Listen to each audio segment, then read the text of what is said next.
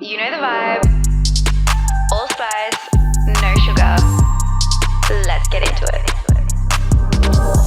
All right, my sugars, welcome back to another episode on the Don't Sugarcoat It podcast, where we are talking all the spice and no sugar when it comes to business, consciousness, spirituality, personal development, you name it, we're going to go through it. And today I have chosen to speak into a topic that not only I have navigated through, but pretty much every single successful person has had to navigate through themselves.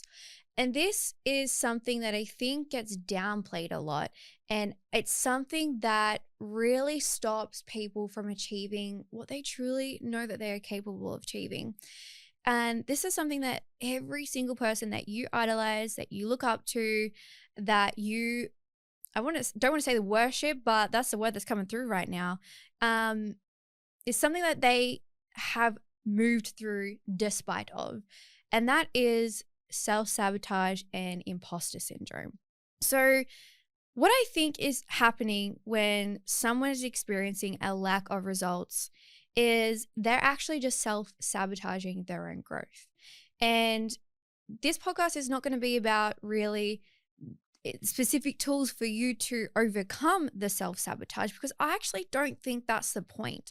No one ever, and I'm speaking from my own experience, and even with so many people in my circle who are very, very successful in their field, no one ever really gets rid of self-sabotage. No one ever really gets rid of imposter syndrome. It is really just learning how to move despite of it and with it. Because the truth is, and this is something that I've learned from my mentor, when you're feeling imposter syndrome, that's not a alarm bell to turn and walk away. That's actually an invitation for you to lean in, because your next level is actually in the imposter. Because think about it. Even when you learned how to drive a car, or you learned the very first day of your new job, you felt like you didn't belong. You felt like you didn't know what to do, or that you didn't have the skills or the knowledge to complete the job to the standard that you think you should. And a lot of us would consider that the feeling of imposter syndrome. And I actually think that imposter syndrome is a privilege. It's actually an indicator that you're stretching your comfort zone, that you're stepping into growth. And we all know that in order to grow, we need to get uncomfortable. No one grows by staying the same. No one creates change in their life by doing the same thing every single day and keeping themselves small. There is a part in your journey where you're going to have to lean into the discomfort, do something that you wouldn't normally do in order to get a different result. And I think we paint this facade and this picture around, oh, imposter syndrome, better step down and walk away, when actually the truth is your next level of success is within the imposter. And I've been able to experience this myself running my first ever event. I had no fucking idea what I was doing. To be completely honest, when I look back with what I know now, having run multiple Australian tours and multiple events, and I look back on how I showed up when I ran my first event, the truth is I had no idea what I was doing. I felt like a fraud, and I felt like, why would anyone even come to this event? Like, I'm quote unquote a nobody. But I showed up in the energy of, people need this, and this is something that I want to do, so I'm going to fucking do it, even if I have no idea right now. It even takes me back to when I was an emergency nurse, like the days that I first started nursing. I was a fresh new grad. I remember walking into the hospital, even though I spent 4 years prior to actually being a nurse, I was studying to be a nurse. I remember being in the hospital and being like, oh my God, I genuinely don't know what the fuck I'm doing. And that's scary, because girl has got someone's life in her hands, that is actually scary. And even though I felt like an imposter, like I didn't know enough, that I wasn't good enough, that I didn't have the skills, I knew that all I had to do was continue to show up every single day, and I would eventually have the skills, learn the knowledge, actually become who I needed to be in order to be a incredibly great nurse. And that's the same thing for every single part of your journey as an entrepreneur, when you're building a business. It's not going to be rainbows and daisies and lollipops. There's going to be a lot of moments where you're questioning, what actually am I doing right now? How do I actually get to my next level? I bet right now that where you are in your business, you know that you are here for something bigger, and you know that there is a next level available to you, but you're probably stuck in this, how do I do that? What is my next step? And you're stuck in this paralysis by overanalysis period, because you're just trying to figure out what the next step is and how to specifically do it. When the truth is, in order for you to move beyond that, it's actually leaning into the, I don't know what I'm doing, but I know this is for me. And I think with imposter syndrome, like I said, I actually think it's a privilege. It's an indicator that you're doing something different to generate a different result. You're not going to achieve the level of success that you truly desire without creating change, without doing something that you wouldn't normally do. And I think we've got, as a society, we've got the roles reversed in the sense of, oh, if you're feeling like a fraud, that means you're doing the wrong thing. When I actually think, in order to be successful, there's going to be so many moments where you're going to feel like a fraud. And it's your job and your responsibility alone to lean into that. Lean into that fraud. Like, even when I reflect on my recent Australian tour, and whilst, yes, I had run events before, and yes, I had done successful tours, and I know that I am building my personal brand and name within the industry, I 100% still have moments of, why wouldn't anyone even come to me? Like, what? Like, who even am I? Do I even have a good enough result for people to learn from me? Have I even achieved enough success for what I have to offer be valuable? And I remember I was sharing this story to one of the rooms in my tour, and it's just so funny because just watching the reaction of those women in the room, just realizing that I actually am feeling the same feelings that they're feeling at their point in their journey, just made it so much easier to move through the discomfort. At some points in your journey, it's going to feel like, I always am going to feel uncomfortable and question what the fuck I'm doing. What is even the point? And I think that is the entire point, is to consistently grow and evolve who you are as a person and actually learn more about yourself. Because every single time that I feel like a fraud or feel like an imposter in my business and continue to show up despite of the fear or despite of the unknowing, I have then created more knowingness and more self-trust and more self-belief within myself to realize, oh, this is what I'm actually here to do. So it's actually like this paradoxical approach where, yes, in that very moment, just before you have that breakthrough, it's like the peak of, I don't know what I'm doing. On the other side of that, it facilitates you into a deeper level of really acceptance and purpose and embodiment and groundedness in what you're here to do and who you're here to show up as. And I think that this piece here is, it's not about learning to overcome or override the feelings of being an imposter. It's still learning to drive with it, but not giving the imposter syndrome the steering wheel. It can be a passenger in your journey to your next level, but the moment that you give it the steering wheel and let it drive is the moment that you're going to give away your future, your power, and you're never actually going to achieve the goals that you want because you're cock blocking yourself essentially. And I think this comes into like self-sabotage. So when we think of imposter syndrome, usually it's like you're doing something that you don't have the skills or the knowledge or the experience to be doing. So you feel disconnected. And it's kind of like your brain's trying to catch up with what's happening externally, doesn't quite fit the internal wiring system. And that imposter syndrome is just like this gap, this disconnection.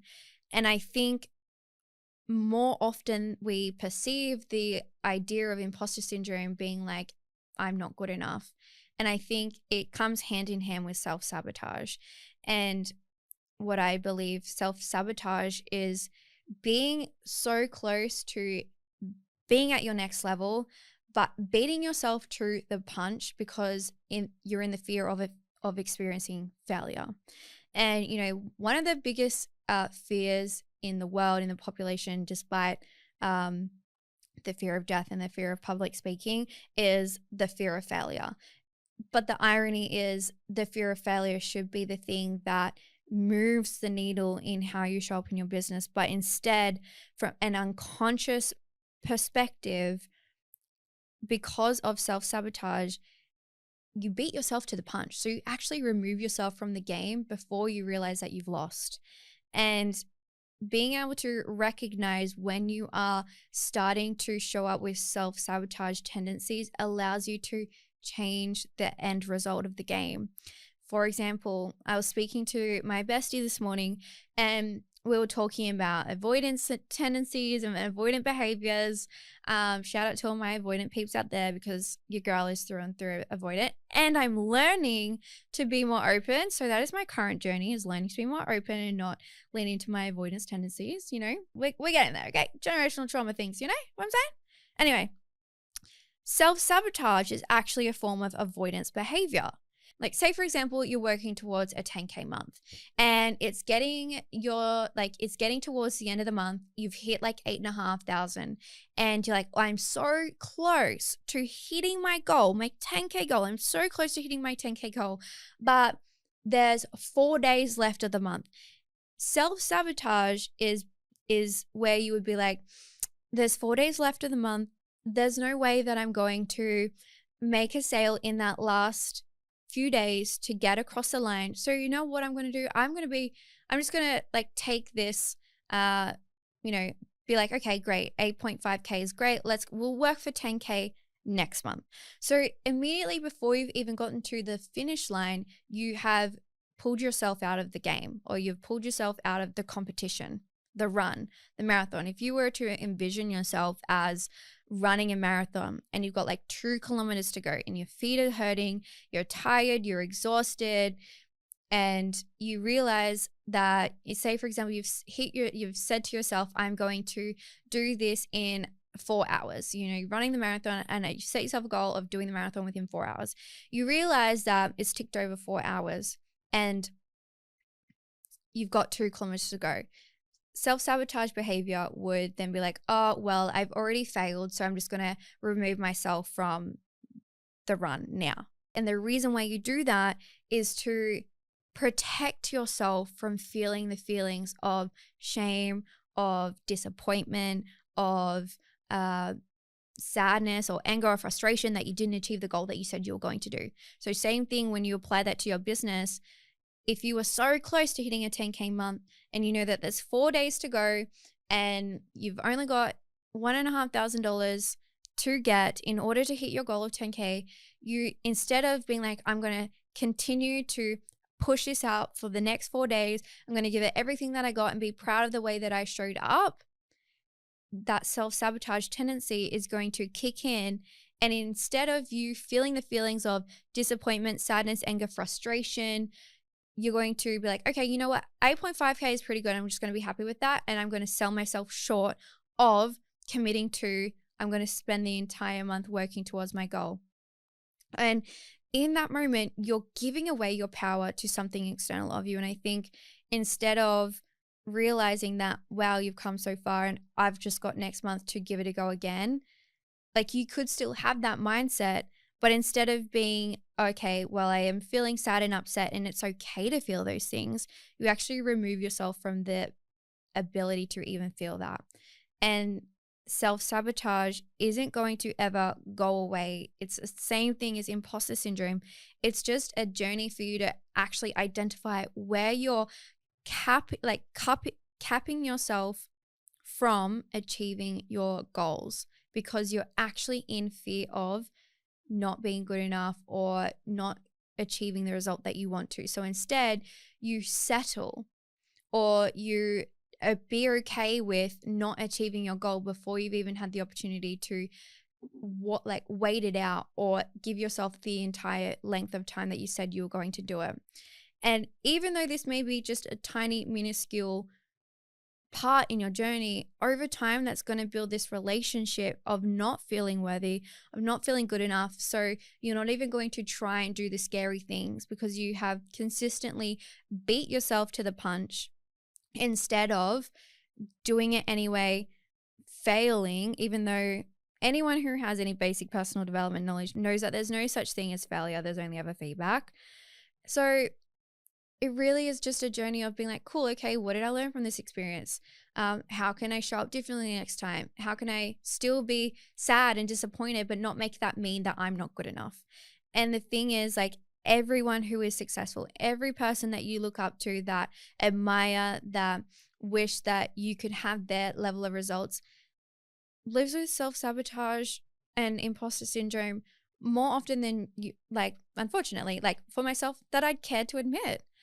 And I've seen myself self-sabotage not just things in my business, but also things in my relationship, out of the fear of rejection or out of the fear of not being good enough.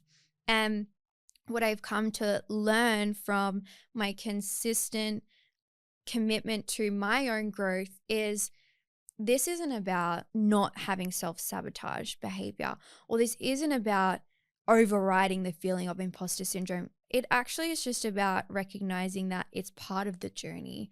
And everyone that has a level of success just has learnt to have the tools and the resources to move through it and navigate through it, despite the destruction that it can sometimes bring to the internal world. And this is something that I can reflect on with what I'm currently navigating through in my uh, personal life. And having recently gone through a breakup, it's this, I question, like, was that self-sabotage, that where I didn't feel that I was loved, so I beat myself to the punch of removing myself emotionally because I didn't want to feel the feelings of sadness and uh, separation and disconnection. And so instead I started to emotionally disconnect to avoid those feelings, when I know that for future in my relationship life, I know it's going to be something that I get to consistently work on, because it's going to not only allow me to let more growth and love in, but it's also going to allow me to have a deeper level of fulfillment within myself and within my relationships. And I want you to like reflect that onto your business, is allowing self-sabotage to steer the wheel or to guide your path is going to, over time, chip away at your level of self-trust and self-belief. And it's in the moments where you want to walk away, but you choose to continue on anyway, that are going to be the most fulfilling thing. And I want you to look into where in your life right now are you potentially playing small or avoiding or removing yourself from the situation so you don't have to feel the feeling of not achieving the goal that you desire. And instead of beating yourself to the punch, instead of removing yourself from the situation, what would actually happen if you just fully opened up and committed? Because I know for myself, when recently I faced one of my biggest fears of having people walk away, I realized that, okay, crap, the thing that I didn't want to happen just happened. And whilst in that moment, it barking sucked. And I felt like it was like a kick to my non-existent balls, or kick to the tits, for Christ's sake. Like, I realized in that moment that it's actually okay. And I quote unquote didn't die. And I know that sometimes, like, that sounds so simple, like, but did you die? But the truth is, like, you didn't. So it's okay. So then what did you actually get to become in that moment? And this is something that I work with my clients when they're feeling like they're not good enough to run their first ever event or retreat, or they don't know how to sell a client into their program. And instead of giving it a go and leaning into the fear that they will go through the sales process and ask for the sale and the person will say, no, I don't want to work with you. Instead of like feeling the disappointment, but then learning from it, they remove themselves from the situation. And the truth is, you're never going to achieve the life that you want, or build the life that you want, or achieve the level of success, make the sales, make the money, make the cash flow, if you continue to be directed by your self-sabotage. You actually get to, like, become who you need to be in order to have that successful business by leaning into the fraud feeling or leaning into the imposter, leaning into the self-sabotage, because I promise you that if you do, yeah, it might suck for a hot minute. You might feel like you're about to vomit, or you might just feel so sick in the guts, like, oh my God, what the fuck am I doing? I promise you, on the other side of it, you will be like, oh wow, that actually wasn't that bad. That actually wasn't that hard. And you're going to learn what you needed to learn to become the person who is a six-figure business owner, who is a speaker, who sells with confidence, who shows up online with confidence. Like, it sounds so simple, yet it is so true. So it's not about beating the imposter syndrome or making it ever go away. It's not about how I can override self-sabotage. It's recognizing that and choosing to move with it, choosing to show up despite the I feel like I want to vomit feeling, because I promise you that on the other side of that is everything that you've been craving or looking to create and have in your world. So my beautiful soul, the main thing that I want you to take from this episode today is whatever you are choosing to lean out from is an invitation to lean into.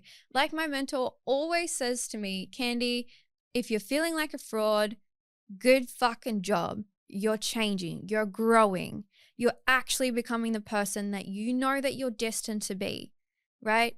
It's never going to be fucking comfortable. It's going to be uncomfortable. And that's how it needs to, so you can change your life, right? Nothing's going to change if you just like stay comfortable, all right?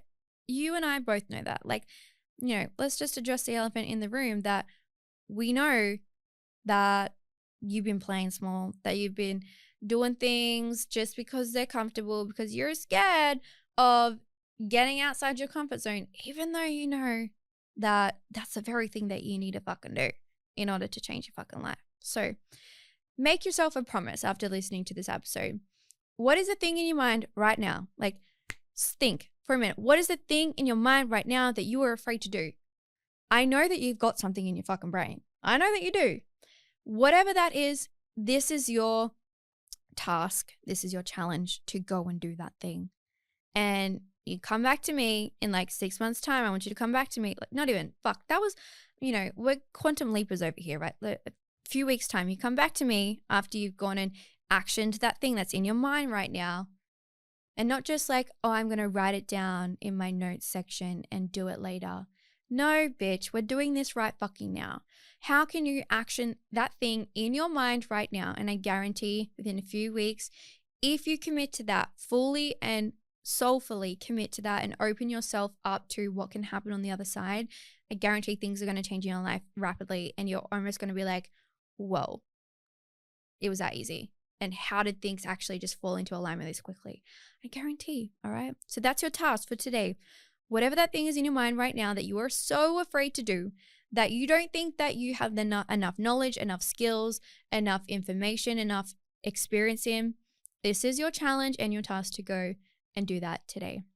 And remember, the more that you do that, the more that you're going to become the person who does that. Cool? Okay.